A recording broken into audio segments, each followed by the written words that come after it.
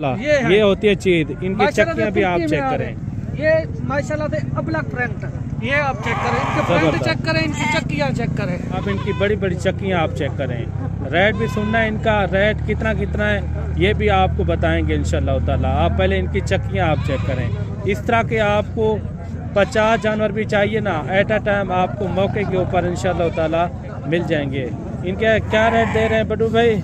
ये माशाल्लाह से इनका रेट नहीं है आज, माशाल्लाह से जिस तरह दोस्त कहते हैं ना, आपके पास छोटी लाट क्यों है, जी। सर्दी है ना, अगर आपको 50 चाहिए 100 चाहिए वो भी आपको मौके पे मिलेगा। अगर आप कहते हैं इसी तरह के तुर्की चाहिए वो भी आपको मिल जाएंगे, बल्कि चाहिए मिल जाएंगे। इनकी नस्लें होती है और वो है जो बनने वाले। इनका 8 दुम्बों का क्या रेट दे रहे हैं? 8 दुम्बों का आपको रेट फाइनली दे रहे हैं। अगर आपने ये 8 के 8 लिए ना, आपको सिर्फ और सिर्फ ये 25,000 के साथ फाइनल रेट होगा। फाइनल रेट माशाल्लाह। अच्छा ये देखें, लाइक शेयर आपने और कमी नहीं करनी। ये भी चेक कर ले आप, काफी यानी कि खूबसूरत बच्चे हैं, लाजवाब माशाल्लाह।